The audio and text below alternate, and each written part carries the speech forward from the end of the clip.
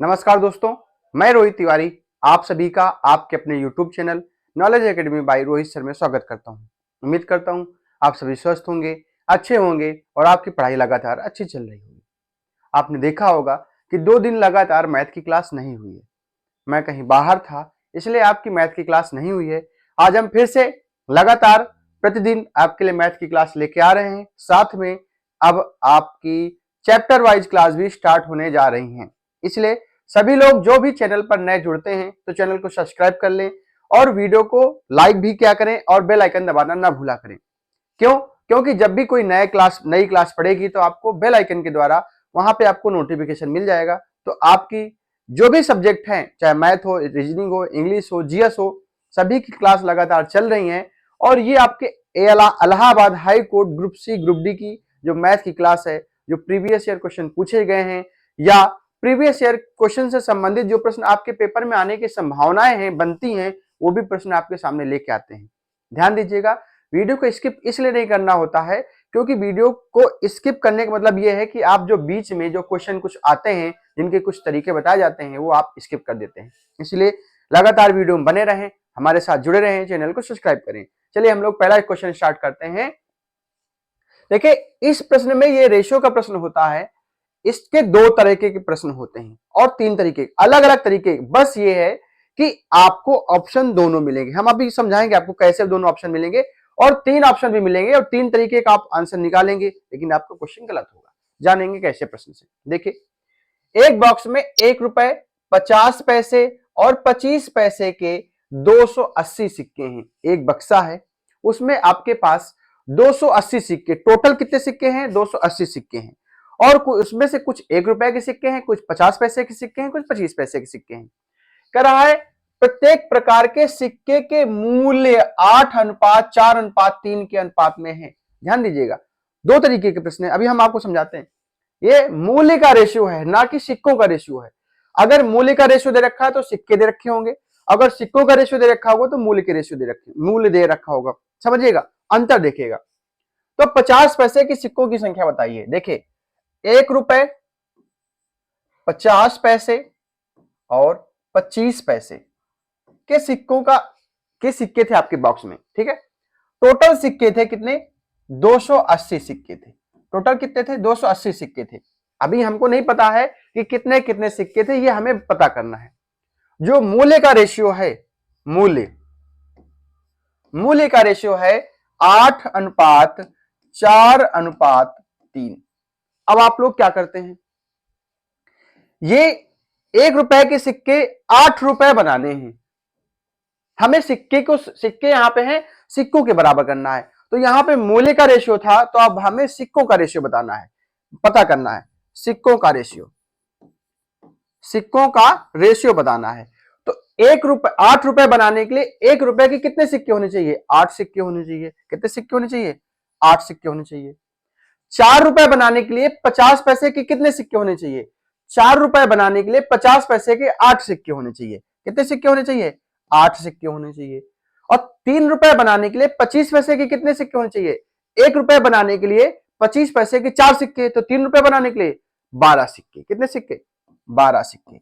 अब हम यहां पे ये ध्यान देंगे, आप लोग क्या कर सकते हैं, 8 4 12 3 15 बराबर 280 लिखेंगे, लिख सकते हैं जल्दी जल्दी में, लेकिन ये नहीं करना। हमें क्या करना है, सिक्के हैं, ये देखिए सिक्कों का रेशियो आ गया, तो सिक्कों के बराबर करना है, ना कि मूल्य के बराबर। तो 12 8 20 8 28, टोटल यहां से 28 सिक्के हैं। क्वेश्चन में कितने सिक्के हैं? 280 सिक्के हैं। 280 सिक्के हैं, एक बराबर आ जाएगा 10 के। जब एक बराबर 10 के आ जाएगा तो पूछा है 50 पैसे के सिक्कों की संख्या बताइए। 50 पैसे के सिक्कों की संख्या बताइए। तो आप यहां पे मल्टीप्लाई नहीं करेंगे। अगर आप यहां पे मल्टीप्लाई कर देंगे तो यह पता चल जाएगा कि 50 पैसे के कुल 40 रुपए बन रहे थे। यहां पे हमें क्या बताना है, 50 पैसे के सिक्कों की संख्या। तो 8 गुणे 10 बराबर 80। 8 गुणे 10 बराबर 80। ठीक, यहां पे अगर इस 10 का मल्टीप्लाई आप यहां पे करते, ये मूल्य का रेशियो था, ना कि सिक्कों का। अगर आप यहां पे मल्टीप्लाई करते इसको, तो ये यहां पे ये पता चल जाता, अगर इस प्रश्न में पूछ लिया जाता कि 50 पैसे के सिक्कों का मूल्य कितना है, तो 10 गुणे 4 बराबर 40 रुपए 50 पैसे के सिक्के हैं, ये पता चल पाता। अगला प्रश्न ऐसे ही सेम टू सेम है, देखिए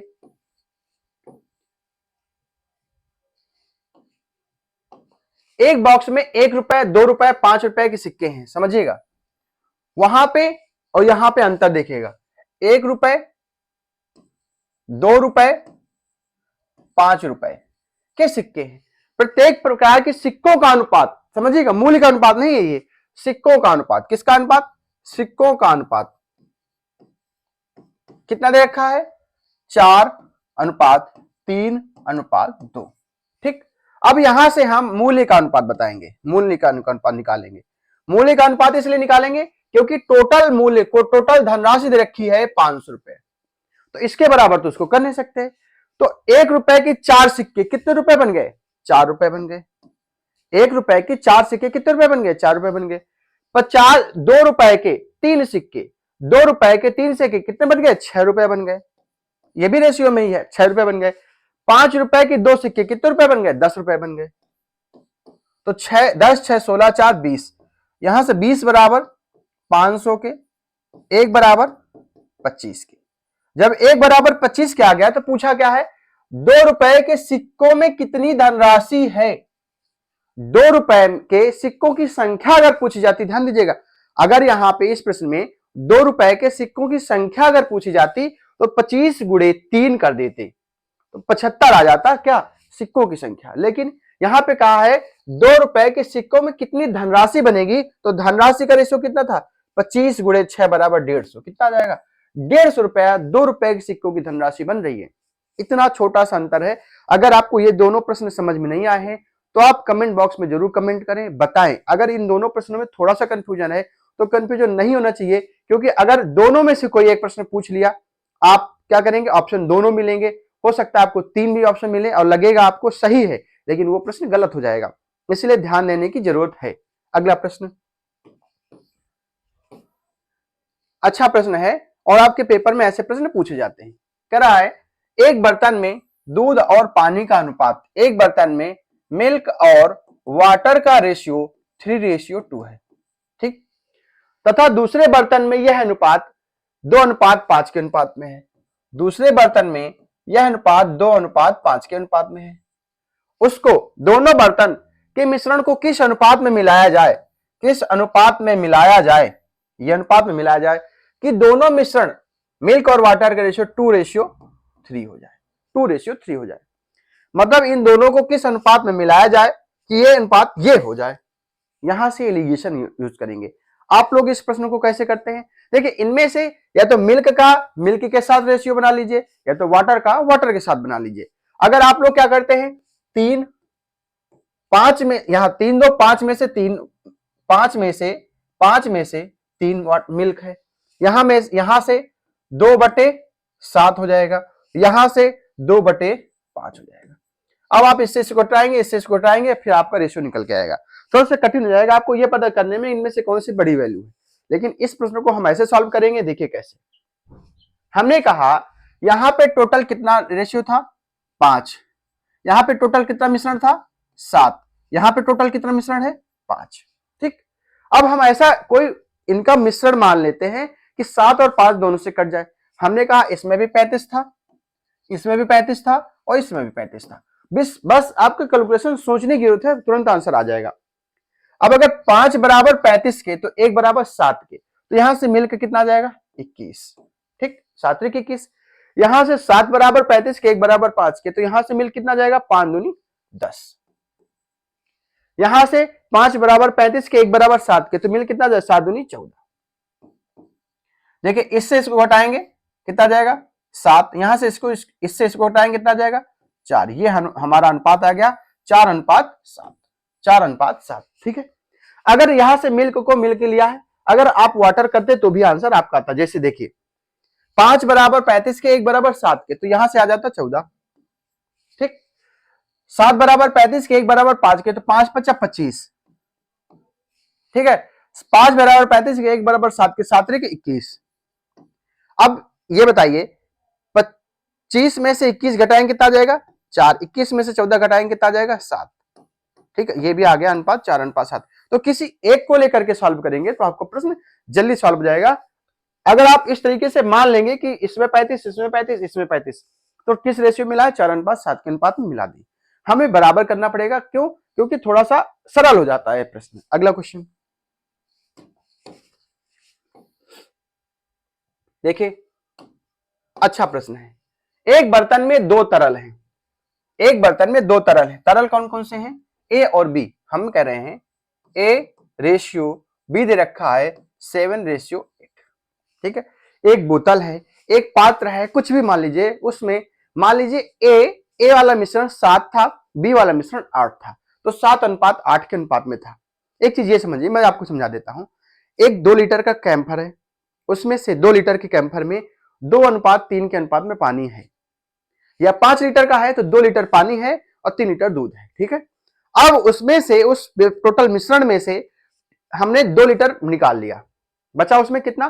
3। जो 3 बचा है उसमें भी 2:3 का ही अनुपात होगा, क्योंकि मिश्रण निकाला है, ना कि किसी एक चीज को मिलाया है। उसका जो मिलाएंगे उसका रेशियो बढ़ जाएगा।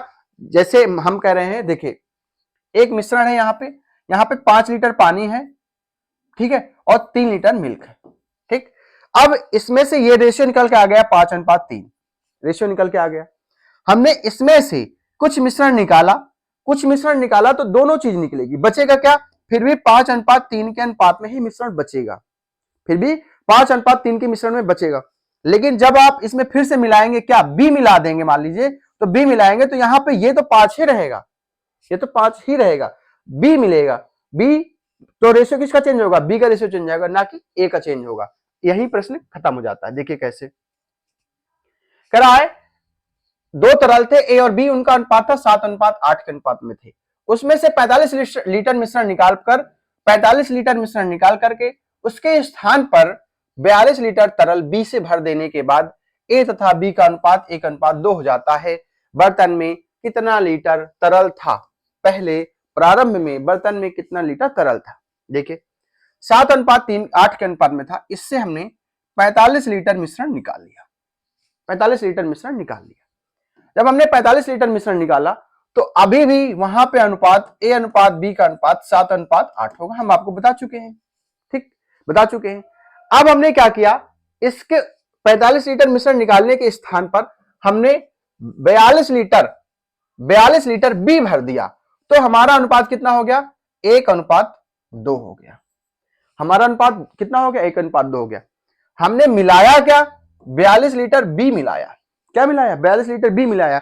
तो ए में तो चेंज नहीं होना चाहिए था। जब ए में चेंज नहीं होना चाहिए था, इसका मतलब ये 7 है, तो इसको भी अगर 7 बनाएंगे तो ये 7 हो जाएगा, ये कितना हो जाएगा? 14 हो जाएगा। हो जाएगा कि नहीं हो जाएगा? तो यहां से हमने देखा 8, 6, 14। मेरे हिसाब से 6 मिलाया, क्वेश्चन में 42 मिलाया, 1 बराबर 7 के। जब 1 बराबर 7 के आ गया तो यहां से टोटल मिश्रण कितना है? 7 और 8 15, 15 सत्ते 105। यहां पे टोटल 105 मिश्रण है, यहां पे टोटल 105 मिश्रण है। 45 निकालने के बाद 105 है, तो प्रारंभ में कितना रहा होगा? 105 और 45 कितना रहा होगा? 150 लीटर रहा होगा। इस प्रश्न में किसी को कोई समस्या नहीं आई होगी। हमने कहा पहले अनुपात 7:8 था, 45 लीटर मिश्रण हमने निकाला तो भी ए और बी का रेशियो 7:8 ही होगा। हमने बी मिला दिया तो ए तो मिलाया नहीं, तो ए तो बराबर होना चाहिए था, तो यहां पे 1:2 का अनुपात था, तो हमने इसको 7 बनाया तो ये 14 हो गया। 7 का मल्टीप्लाई किया तो रेशियो में भी मल्टीप्लाई होगा। तो यहां से हमने टोटल मिलाया 6, क्वेश्चन में मिलाया 42, 1 बराबर 42 के 1, 6 बराबर 42 के 1 बराबर 7 के, तो 7 गुणे 15, 105 लीटर यहाँ पे मिश्रण था। 45 लीटर निकालने के बाद 105, तो इसका मतलब यहाँ पे कितना रहा होगा? 150 लीटर। खत्म। अगला प्रश्न। जो भी प्रश्न ना समझ में आया करे, आप लोग कमेंट बॉक्स में जरूर कमेंट किया करें, उससे क्या होगा, हम आपको बता देंगे दोबारा से। अगला प्रश्न देखिए, तरीके से क्वेश्चन को सॉल्व करेंगे तो अच्छा रहेगा। अब ध्यान दें, जो नेक्स्ट क्लास होगी आपकी प्रायिकता की क्लास होगी। प्रायिकता के लगभग 20-25 क्वेश्चन हम अगले क्लास में कराने वाले हैं, ताकि प्रायिकता के जो भी प्रश्न आपके आए तो आपको अच्छे से समझ में आ जाए। 12 पुरुष किसी काम को 4 दिनों में करते हैं। देखिए 12 पुरुष थे, वो किसी काम को 4 दिन में कर रहे थे, उनका काम अभी नहीं पता है, कोई काम रहा होगा, 12 पुरुष मिलकर के 4 दिन में काम खत्म करते हैं, ठीक है। 12 पुरुष किसी काम को 4 दिन में खत्म करते हैं, ये उनका पूरा काम आ गया।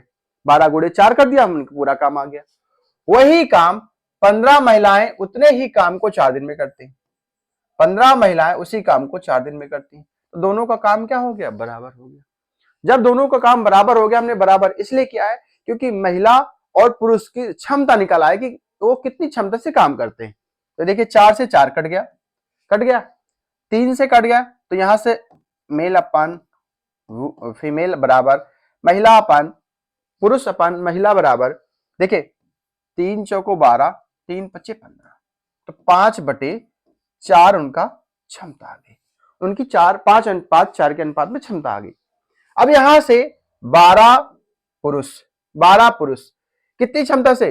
5 की क्षमता से कितने दिन में काम खत्म कर रहे हैं? 4 दिन में काम खत्म कर रहे हैं। 12 पंचे 60, 6 चौको 24, कितने टोटल काम कितने दिन का है? 240 काम है। टोटल काम कितना है? 240 काम है। अब इस काम को करवाना है, टोटल काम 240 आ गया। इस काम को 6 पुरुषों ने काम स्टार्ट किया और 2 दिनों के बाद सभी काम बंद कर दिए। 6 पुरुषों ने 2 दिन तक काम किया, तो देखिए 6 पुरुष की क्षमता कितनी है? 5 है, तो 6 गुणे 5, 6 पंचे 30 काम एक दिन में करेंगे, तो 2 दिन में कितना काम कर देंगे? 60 काम। तो 60 काम हमने इसमें से हटा दिया, बचा कितना काम? 180 काम बचा। 180 काम को करा कितनी महिलाएं काम पर लगाई जाए? 180 काम को कितनी महिलाएं 4 की क्षमता से कितनी महिलाएं काम पर लगाई जाए कि काम 3 दिन में खत्म हो जाए, काम 3 दिन में खत्म हो जाए। देखिएगा 3 से ये कट गया, 6 60 आ गया, 4 15, तो वुमेन बराबर, इसका मतलब 15 महिलाएं और लगा दी जाए तो काम 3 दिन में खत्म हो जाएगा। 15 महिलाएं काम पे लगा दी जाए तो काम खत्म हो जाएगा। देखिए इसको ट्रिक से भी कर सकते थे, हमने इसलिए बताया कि ऐसे प्रश्न पेपर में बहुधा पूछे जाते हैं, तो आप इस तरीके से प्रश्नों को सॉल्व करेंगे तो जल्दी सॉल्व हो जाएगा। समझाने में तो टाइम लग रहा है, लेकिन आप अगर प्रैक्टिस करेंगे तो आपके प्रश्न जल्दी से सॉल्व हो जाएंगे। अगला क्वेश्चन 6 नंबर, देखिए किसी छात्रावास में 200 छात्रों के लिए 50 दिनों की भोजन सामग्री थी। देखिए एक छात्रावास था, उसमें से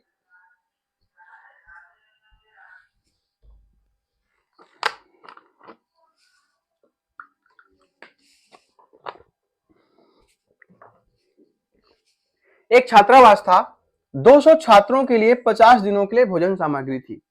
200 लोग थे और उनके छात्रावास में 50 दिनों के लिए भोजन सामग्री थी कि 200 लोग थे, 50 दिन खाना खाते तो उनके पास इतना खाना था कि 50 दिन चल जाता, ठीक है। 10 दिनों के बाद 50 छात्र और शामिल हो जाते हैं, तब शेष भोजन सामग्री कितने दिन चलेगा? ध्यान देने वाली बात है, कोई तरीका नहीं लगाना, आपको यह समझना है 200 छात्र थे, कितने थे? 200 छात्र थे, 50 दिनों का भोजन था, तो 10 दिन खत्म हो गए, बचे कितने दिन? 40 दिन। भाई 40 दिन बचे, 10 दिनों के बाद का है तो 10 दिन को हटा दो, बचे कितने? 40 दिन। 40 दिनों के बाद कितने छात्र? 50 छात्र और आ जाते हैं, तो 200 और 50 कितना हो जाएगा? 250 और छात्र आ जाते हैं, तो कितने दिन भोजन चलेगा ये बताना है। तो देखिए 0 से 0 कैंसिल हो गया, 25 अट्ठे 200, 8 चौक 32, तो बराबर आ जाएगा 32 दिन खाना और चलेगा। 32 दिन खाना और चलेगा, प्रश्न खत्म हो जाता है। देखिए कैसे 200 लोगों का भोजन 50 दिनों का था, अब 10 दिन खा चुके हम, तो 200 लोगों का खाना कितने दिन का बचा? 40 दिन का बचा। लेकिन 50 छात्र और आ जाते हैं, तो 200 से कितने हो गए? 250 हो गए, तो कितने दिन खाना चलेगा बताना है, आंसर आ जाएगा। अगला क्वेश्चन 7 नंबर, पी और क्यू की वर्तमान उम्र 5:8 के अनुपात में है। देखिए पी और क्यू थे, उनकी वर्तमान उम्र कितनी? वर्तमान उम्र 5:8 के अनुपात में थी। 4 वर्ष बाद उनका अनुपात 2:3 हो जाता है।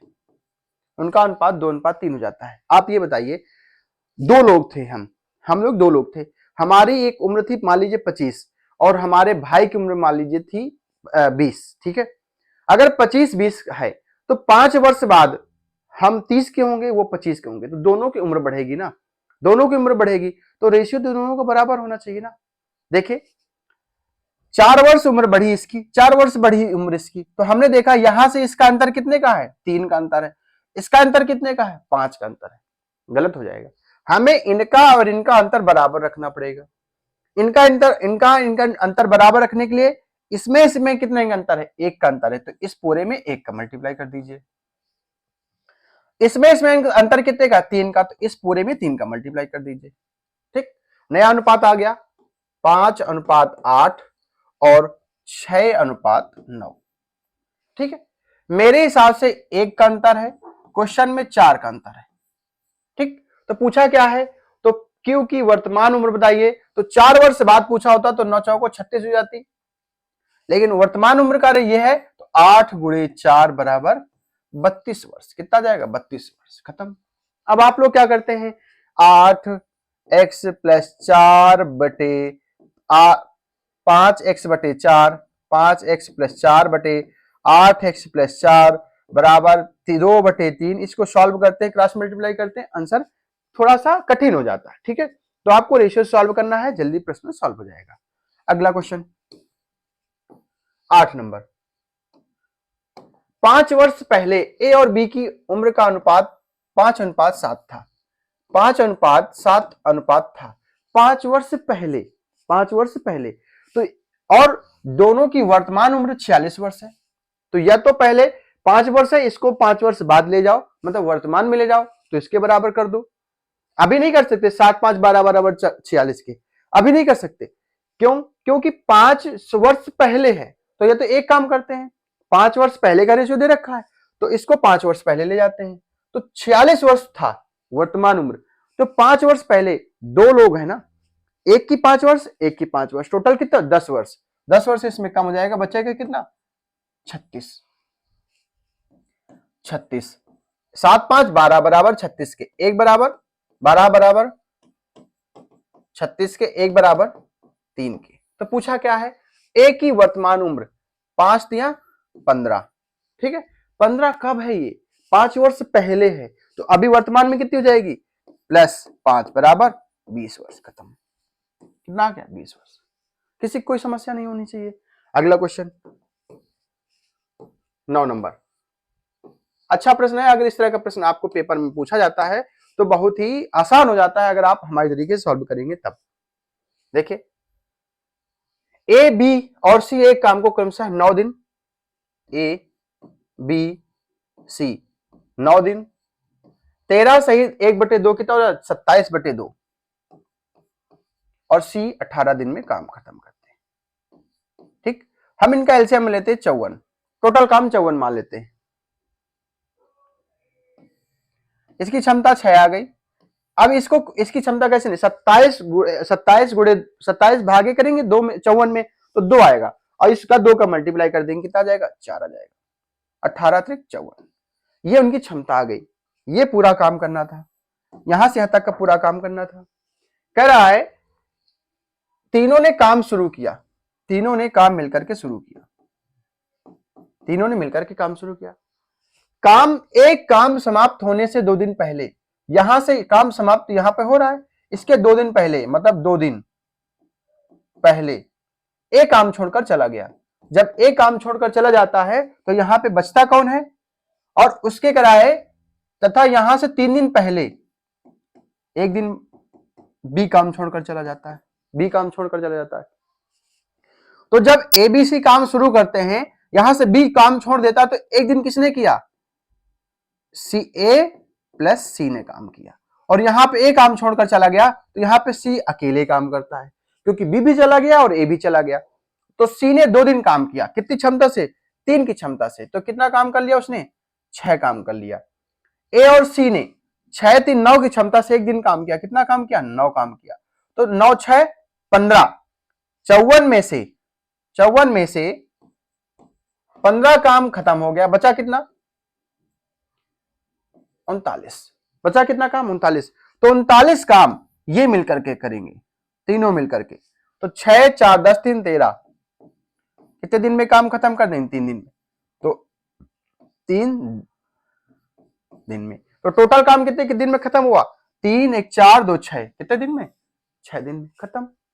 अगर पूछा जाता कि ए और बी सी तीनों मिलकर के कितने दिन तक काम किए, तो 3 दिन काम किए। अगला क्वेश्चन,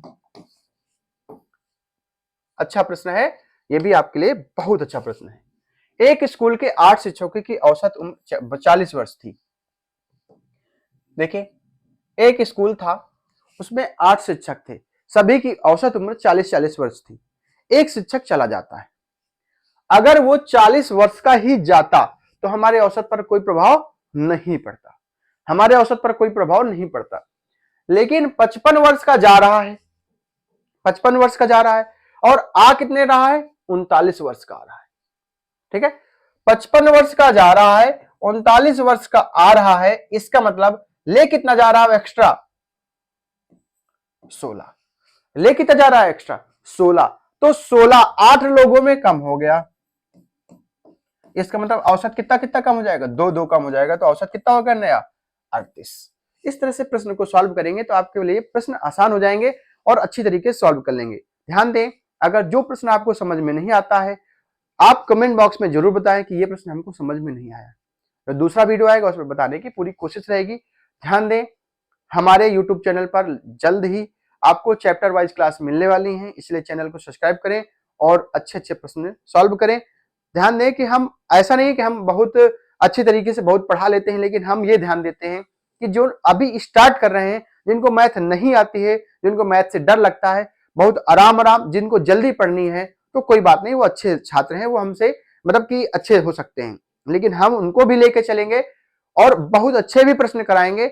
हम उनको भी लेके चलेंगे जो अभी शुरुआत कर रहे हैं, और हम उनको भी लेके चलेंगे जो जिनकी प्रैक्टिस अच्छी है, उनको भी अच्छे अच्छे प्रश्न देंगे। लेकिन धैर्यपूर्वक आपको चैप्टर वाइज पढ़ना है, सारे प्रश्नों को देखना है, ताकि आपको कोई भी तरीका ऐसा ना हो जो समझ में ना आए। मिलते हैं नेक्स्ट वीडियो में। धन्यवाद।